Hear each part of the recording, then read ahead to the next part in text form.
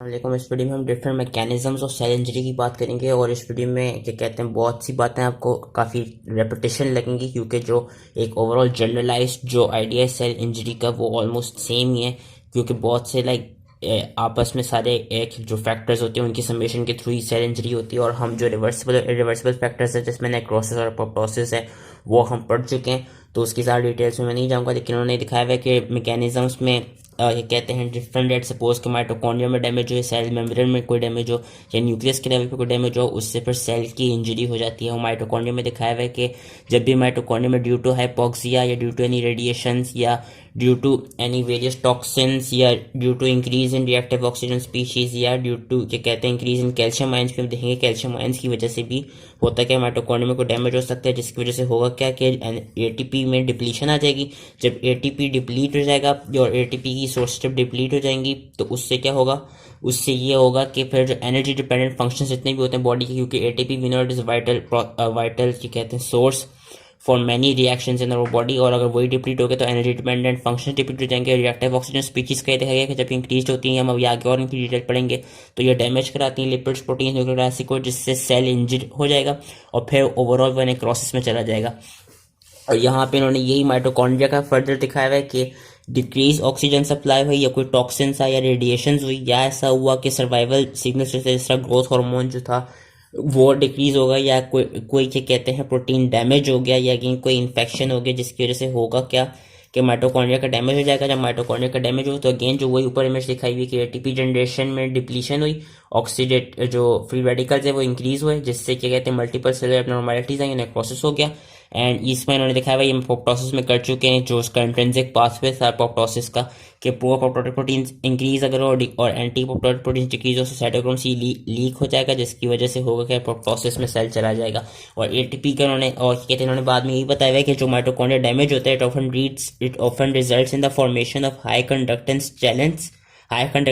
Conductance channel in the mitochondrial membrane, जिसका नाम होता है माइटोकॉन्ड्रियल परमिबिलिटी ट्रांजिशन पोर। और जैसे ही ये पोर ओपन हो जाएगा तो उसकी वजह से होगा क्या, उसकी वजह से यही होगा कि जो माइटोकॉन्ड्रिया का मेम्ब्रेन पोटेंशियल है वो लॉस हो जाएगा, जिसकी वजह से जो माइटोकॉन्ड्रिया के अंदर प्रोसेस हो रहा होता है ऑक्सीडेटिव फॉस्फोरिलेशन का वो कम हो जाएगा और जो एटीपी डिप्लीट हो जाएगा। और जब एटीपी डिप्लीट हो जाएगा तो हमें पता है कि काफ़ी आपके बॉडी के फंक्शन डिप्लीट हो जाएंगे, जिस तरह सोडियम पोटेशियम एटीपीएस पंप जो है वो नहीं हो पाएगा सही से, जिसकी वजह से हो गया सोडियम आयंस आपकी सेल के अंदर ज़्यादा से ज़्यादा आएंगे। जब वो ज़्यादा से ज़्यादा आएंगे तो वो जो ऑस्मोटिक पोटेंशियल होती है, ऑस्मोटिक परमेबिलिटी जो होती है सेल की वो लूज हो जाएगी और इसकी वजह से वाटर ज़्यादा सेल के अंदर आएगा और फिर आपकी सेल स्वेल कर जाएगा और ईआर की भी जो एंडोप्लाज्मिक रेटिकल है उसकी डायलेशन हो जाएगी। साथ ही आपको होगा कि जब अगेन एटीपी बन नहीं रही होगी तो आपके जो सेल की ग्लाइकोलिटिक स्टोरेजेस होंगे, क्योंकि फिर सेल एनारोबिक रेस्पिरेशन के थ्रू एटीपी बनाएगा या जो ग्लाइकोजन स्टोरेज जो होंगे उनको डिप्लीट करेगा ग्लाइकोजिनोलाइसिस के थ्रू, वो रेस्पिरेशन वो एटीपी की प्रोडक्शन कराएगा। और उससे क्या होगा, जब एनारोबिक रेस्पिरेशन हो रही होगी उससे वी नो लैक्टिक एसिड ज़्यादा प्रोड्यूस होगा। जब लैक्टिक एसिड ज़्यादा प्रोड्यूस होगा तो we know the cell will go in the state of acidosis. जो इंट्रासेलुलर पीएच है वो डिक्रीज हो जाएगा, जिससे हमें पता है कि जैसे ही पीएच डिक्रीज होगा तो उससे काफ़ी सारे आपके साइटोसोलिक एंजाइम्स हैं जिनकी एक्टिविटी डिक्रीज हो जाती है। साथ ही होता है कि एटीपी हमें पता है प्रोटीन सिंथेसिस के लिए रिक्वायर्ड होता है, अगर एटीपी डिप्लीट होगा तो उससे जो राइबोसोम्स हैं वो रफ एंडोप्लाज्मिक रेटिकुलम से डिटैच होने लग जाएंगे, जिससे जो प्रोटीन सिंथेसिस है उसमें डिप्लीशन आ जाएगी। आगे उन्होंने दिखाया है मेम्ब्रेन डैमेज से भी आपकी सेल इंजरी हो सकती है। मेम्ब्रेन डैमेज का यहाँ भी दिखाया है कि जब भी किसी भी जगह की मेम्ब्रेन डैमेज हुई ड्यू टू एनी फैक्टर्स के, या तो वो अगेन रिएक्टिव ऑक्सीजन स्पीशीज हो उनकी वजह से हुई हो या किसी बैक्टीरियल टॉक्सिन्स की वजह से या वायरल प्रोटीन्स की वजह से हुई हो या किसी भी फिजिकल या केमिकल एजेंट्स की वजह से हुई हो, स्कीमा की वजह से हुई हो, या अगेन हम आगे देखेंगे कि अगर कैल्शियम के इंक्रीज होने की वजह से हुई हो उससे फिर होगा क्या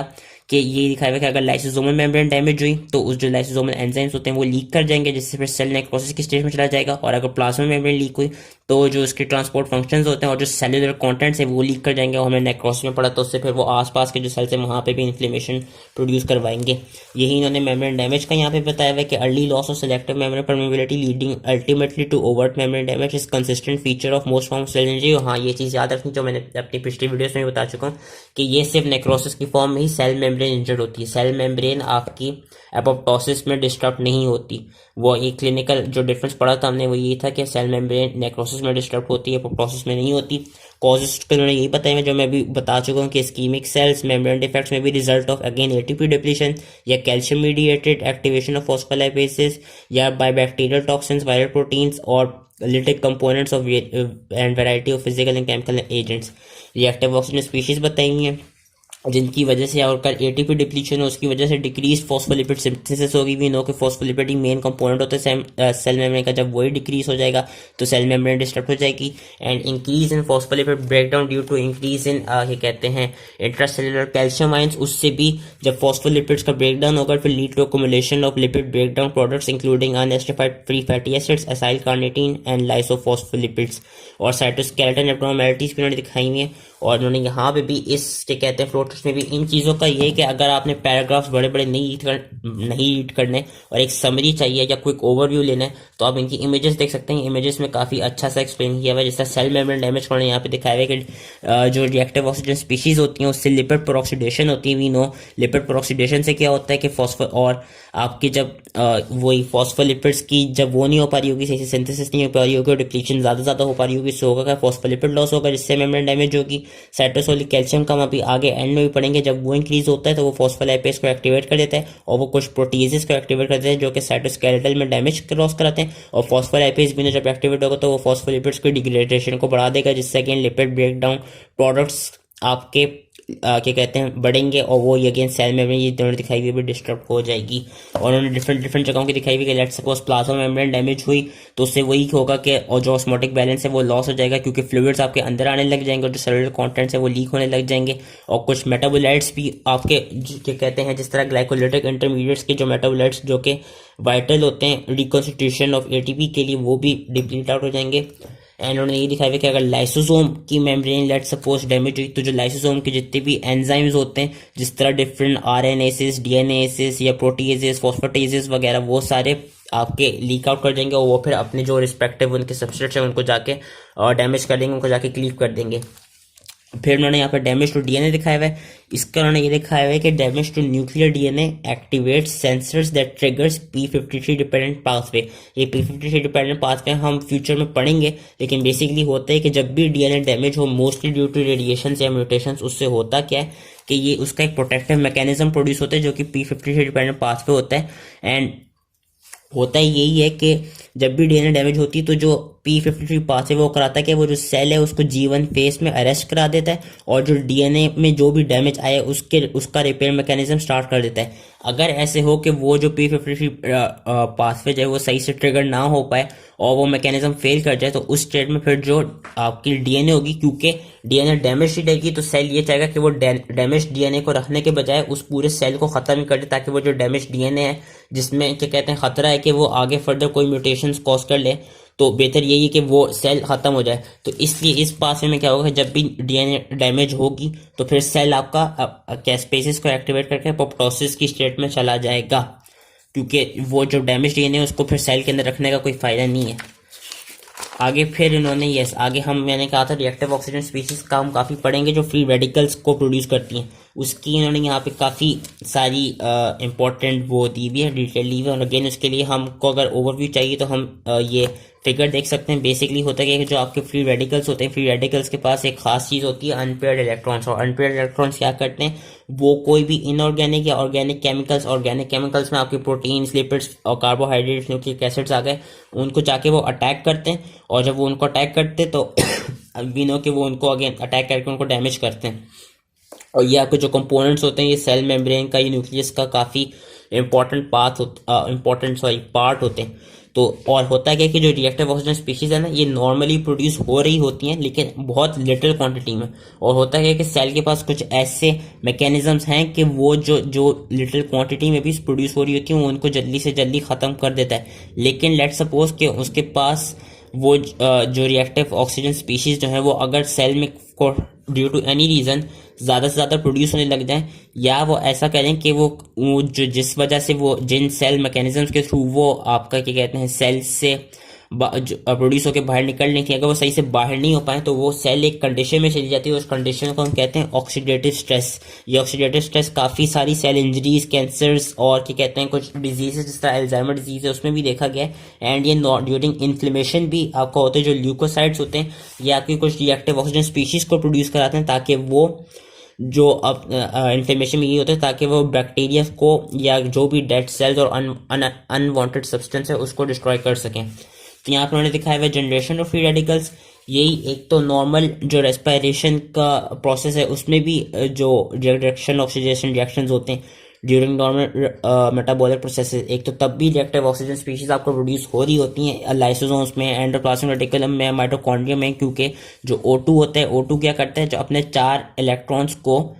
हाइड्रोजन में ट्रांसपोर्ट कराता है और उसको 2 वाटर मॉलिक्यूल्स में ट्रांसपोर्ट कर देता है। अगर लेट सपोज आपका जो ऑक्सीजन है वो सही से इलेक्ट्रॉन ट्रांसपोर्ट ना कर पाए तो वो कुछ स्पीशीज बनाएगा, जिस तरह अगर वो लेट सपोज सिर्फ 1 इलेक्ट्रॉन ट्रांसपोर्ट कर पाया तो ये बना देगा सुपर ऑक्साइड एनाइन। अगर उसने सिर्फ 2 इलेक्ट्रॉन ट्रांसपोर्ट किए तो वो बना देगा हाइड्रोजन परऑक्साइड, और अगर उसने 3 ट्रांसपोर्ट किए, 4 नहीं कर सका तो वो बनाएगा हाइड्रोक्सिल रेडिकल्स। साथ ही दिखाया हुआ है कि अगर कोई अल्ट्रा वायलेट रेज आए या कुछ एक्स रेज आए, कुछ भी आपकी क्या कहते हैं हाई एनर्जी रेडिएशन जो है वो भी रिएक्टिव ऑक्सीजन स्पीशीज और फ्री रेडिकल्स की प्रोडक्शन कराती हैं। इन्फ्लेमेशन का प्रोसेस मैंने बताया कि इन्फ्लेमेशन के प्रोसेस में भी आपके जो फ्री रेडिकल्स हैं वो प्रोड्यूस होते हैं।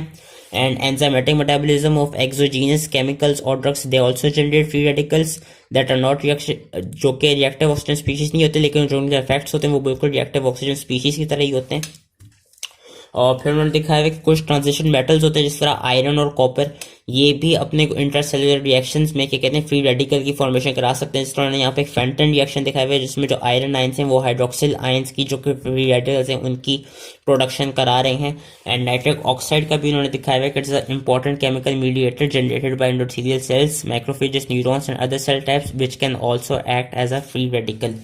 तो ये जो सारे फ्री रेडिकल्स हैं इन्होंने यहाँ पे दिखाए हैं कि ड्यू टू एनी रेडिएशन या टॉक्सिक परफ्यूजन के थ्रू ये डिफरेंट रेडिकल्स हैं जो कि प्रोड्यूस हो रहे हैं।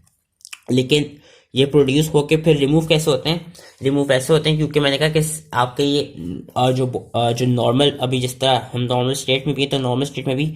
टू सम एक्सटेंट बहुत लो कॉन्सेंट्रेशन प्रोड्यूस हो रहे हैं, लेकिन सेल जो आपका बॉडी है वो उनको रिमूव करिए। रिमूव करा कैसे लिए? बॉडी के पास कुछ मैकेनिज्म्स हैं। एक तो बॉडी के अंदर एंटीऑक्सीडेंट्स हैं जिस तरह विटामिन ई हो गई, विटामिन ए हो गई, या एस्कॉर्बिक एसिड हो गया, ग्लूटाथायोन हो गया, जो कि इनको रिमूव करा देता है। साथ ही मैंने कहा था कि जो आयरन और कॉपर होते हैं वो भी प्रोड्यूस करते हैं, लेकिन हमारी नॉर्मली बॉडी में होता क्या है कि वो जो आयरन और कॉपर होते हैं वो यूजली स्टोरेज की फॉर्म में या ट्रांसपोर्ट प्रोटीन्स की फॉर्म में इतना ज़्यादा यूटिलाइज हुए होते हैं, जिस तरह ट्रांसपोर्ट की फॉर्म में ट्रांसपेरेंट या आपका स्टोरेज की फॉर्म में सेलुलर प्लाज्मिन, इन फॉर्म्स में ज़्यादा क्या कहते हैं प्रोड्यूस हुए होते हैं, जिसकी वजह से ये जो 2 मेटल्स होते हैं वो अपने क्या कहते हैं उन रिएक्शंस में जिसके थ्रू रिएक्टिव ऑक्सीजन स्पीशीज बन सकें, उन रिएक्शंस में ज़्यादा से ज़्यादा काम नहीं लेते, वो ज़्यादा इन स्टेट्स में लेते हैं। और कुछ एंजाइम्स होते हैं जो कि इन फ्री रेडिकल्स को स्कैवेंज कराते हैं, जिस तरह कैटालिसिस। ये एंजाइम्स के नाम याद रख लीजिएगा, इन्होंने अच्छा सा टेबल भी दिया हुआ है, इस टेबल को भी पढ़ सकते हैं कि ये 4 नॉन रेडिकल्स दिखाए हुए हैं जिसमें आपका सुपर ऑक्साइड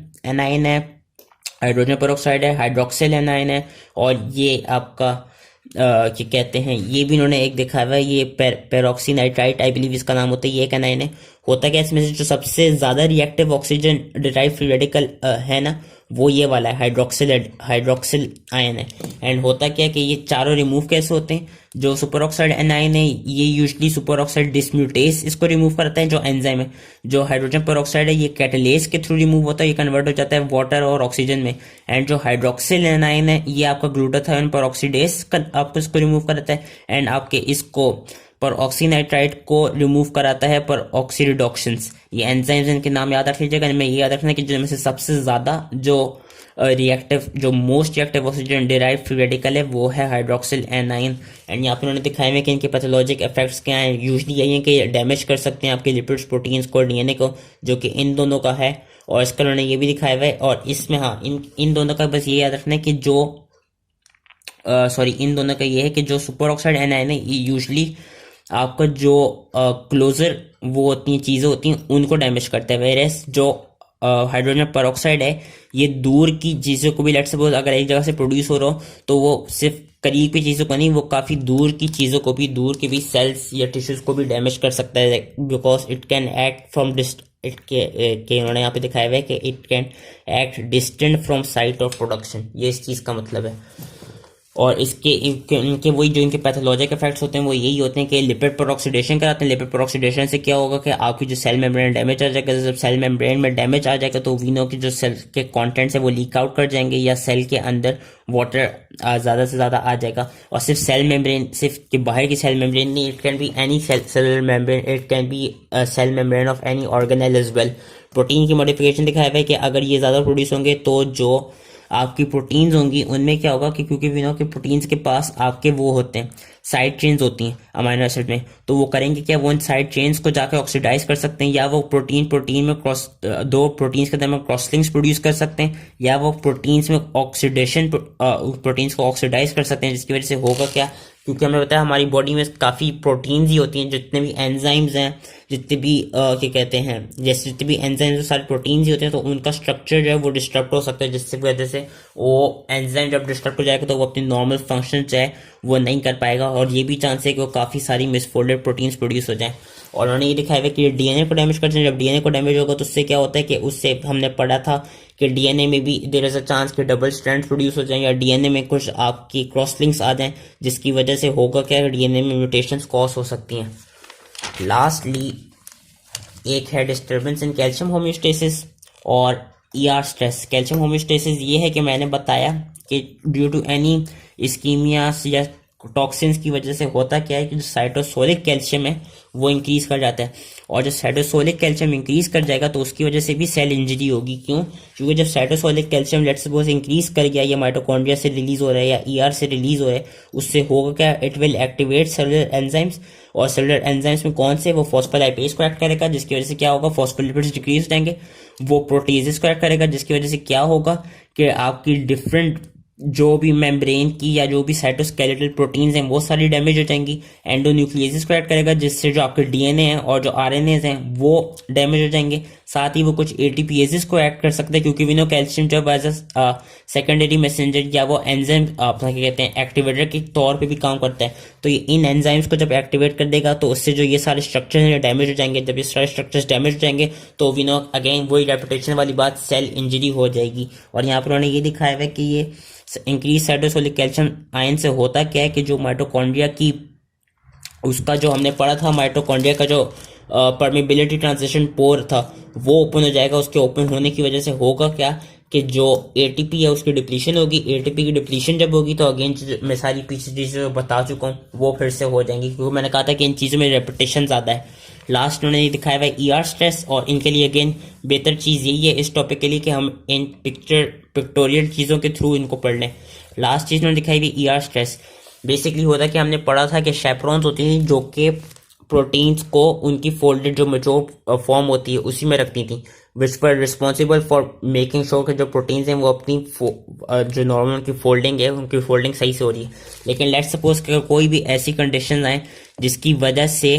प्रोटीन्स जो है एक्सेसिवली मिसफोल्डेड प्रोटीन्स प्रोड्यूस हो रही हो, तो फिर जो सेल है वो एक अनफोल्डेड प्रोटीन रिस्पॉन्स प्रोड्यूस करेगा। अनफोल्डेड प्रोटीन रिस्पॉन्स क्या होता है? अनफोल्डेड प्रोटीन रिस्पॉन्स बेसिकली होता है कि लेट्स सपोज अगर प्रोटीन सही नहीं बन रही, ज़्यादातर मिसफोल्डेड बन रही है, तो सेल क्या कराएगा, जो प्रोटीन सिंथेसिस है उसको कम कर देगा और जो शेपरॉन्स है उनकी प्रोडक्शन बढ़ा देगा, ताकि जो अनफोल्डेड प्रोटीन्स हैं या जो मिसफोल्डेड प्रोटीन्स हैं वो नॉर्मल मेच्योर फोल्डेड प्रोटीन्स बन सकें। अगर लेट्स सपोज कि ये जो आपका अनफोल्डेड प्रोटीन रिस्पॉन्स है ये सही से काम नहीं कर सका, शेपरॉन सही से ज़्यादा नहीं बने या प्रोटीन सिंथेसिस सही से कम नहीं हो ड्यू टू एनी रीजंस, तो उससे होगा क्या, उससे होगा ये कि जो एंड आपकी उससे सेल एक स्टेट में चला जाएगा जिसको हम कहते हैं ईआर स्ट्रेस। वो हमने अपॉप्टोसिस में भी पढ़ा था। ईआर स्ट्रेस में क्या होगा कि फिर अगेन ईआर स्ट्रेस में ये होगा कि जब सारी जो प्रोटीन्स हैं वो सही से फोल्ड नहीं हो पा रही, तो आपकी सेल में मिसफोल्डेड प्रोटीन्स की ज़्यादा अकोमुलेशन होने लग जाएगी, जिससे फिर होगा कि आपका सेल जो है अपॉप्टोसिस में चला जाएगा एंड इस तरह सेल जो है आपका क्या कहते हैं डैमेज हो जाएगा। और ये मिसफोल्डिंग की कॉजेस यही है कि मिसफोल्डिंग या तो किसी भी वायरल इन्फेक्शन की वजह से हो सकती है, नॉर्मली एजिंग में भी यही होता है कि आपकी जो वो होती हैं मिसफोल्ड प्रोटीन्स जो होती हैं वो ज़्यादा एक्युमुलेट करने लग जाती हैं। साथ ही क्या कहते हैं due to any other reasons, due to chemical insults या ड्यू टू एनी म्यूटेशंस आपकी मिसफोल्डेड प्रोटीन्स बढ़ सकती हैं। और इन्होंने कुछ एग्जांपल्स दी हुई हैं जो कि मिसफोल्डेड कुछ डिजीजेस की एग्जांपल्स दी हुई हैं जो कि मिसफोल्डेड प्रोटीन्स के बढ़ने से हो जाती हैं, जिस तरह cystic fibrosis, familiar hypocholesterolemia, Tay Sachs disease, alpha 1 antitrypsin deficiency, Creutzfeldt Jakob disease और अल्जाइमर्स डिजीज। इनमें ये जो प्रोटीन्स होती हैं इनकी अकुमुलेशन होने लग जाती है क्योंकि ये सही से अपनी नॉर्मल फॉर्म में बन नहीं रही होती, और उसकी जो पैथोजेनेसिस है वो उन्होंने यहाँ पे दिखाई है। तो इस टेबल को रीड कर दीजिएगा। तो इस टॉपिक में यही है कि बेहतर है कि हम इन फ्लो चार्ट्स को पढ़ लें, तो एक तरफ से अच्छा सा समराइज हो जाएगा, वरना ये जो जितना भी जो टेक्स्ट में लिखा हुआ है वो यही सारी चीज़ें उन्होंने पिक्चर में बताई हैं। आई होप इजीली समझ में आ गया, एंड थैंक यू।